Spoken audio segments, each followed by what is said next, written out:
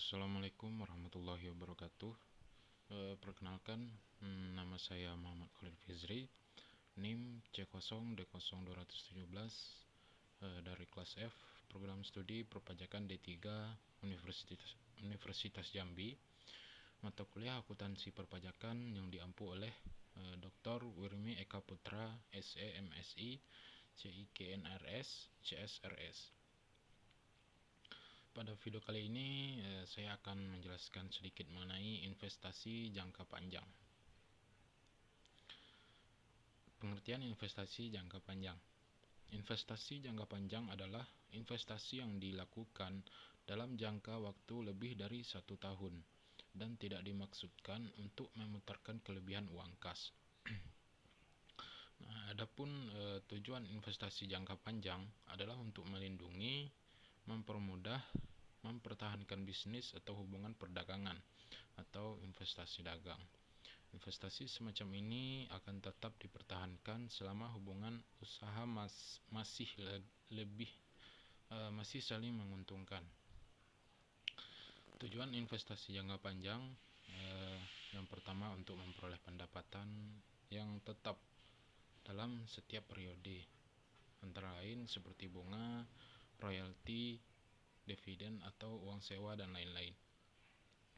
Kemudian untuk membentuk suatu dana khusus, misalnya dana untuk kepentingan ekspansi, kepentingan sosial. Kemudian untuk mengontrol atau mengendalikan perusahaan lain melalui kepemilikan sebagian ekuitas perusahaan tersebut.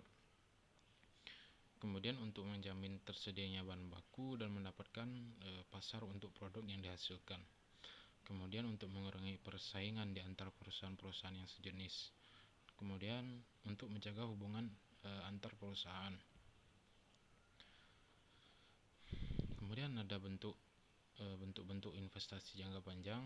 Ada banyak pilihan bagi perusahaan untuk menetapkan bentuk investasi jangka panjangnya.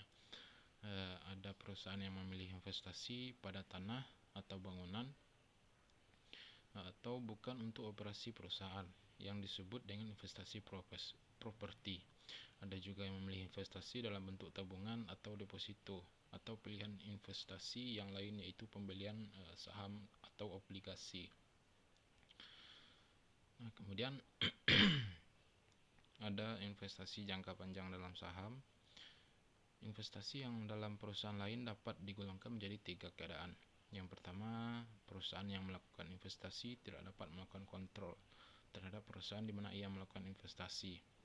Kemudian perusahaan induk hanya dapat melakukan sebagian kontrol saja terhadap perusahaan anak, tetapi mempunyai pengaruh yang signifikan. Kemudian perusahaan tidak secara pasti dapat melakukan kontrol terhadap perusahaan anak. Pada umumnya, investasi dalam saham mempunyai tujuan ganda, yaitu selain memperoleh tambahan pendapatan, juga untuk melakukan kontrol atau menjalani hubungan kerjasama dengan perusahaan tempat investasi dilakukan. Kemudian metode pencatatan investasi jangka panjang dalam saham. Metode yang pertama yaitu metode biaya atau cost method, yaitu metode pencatatan dan pelaporan investasi jangka panjang, di mana investasi dicatat pada harga perolehannya atau harga pokok, tanpa adanya penyesuaian untuk bagian dicatat laba atau rugi yang diperoleh perusahaan anak. Pendapatan dari investasi ini dan diakui pada saat dividen telah dikeluarkan. Kemudian metode ekuitas atau metode equity adalah metode pencatatan dan pelaporan investasi jangka panjang, di mana investasi mula-mula dicatat pada harga pokoknya, kemudian secara berkala saldo ini disesuaikan dengan kenaikan atau penurunan kekayaan perusahaan anak yang menjadi bagiannya. Terima kasih. Demikian sedikit penjelasan dari saya mengenai investasi jangka panjang. Apabila terdapat kesalahan ataupun kekurangan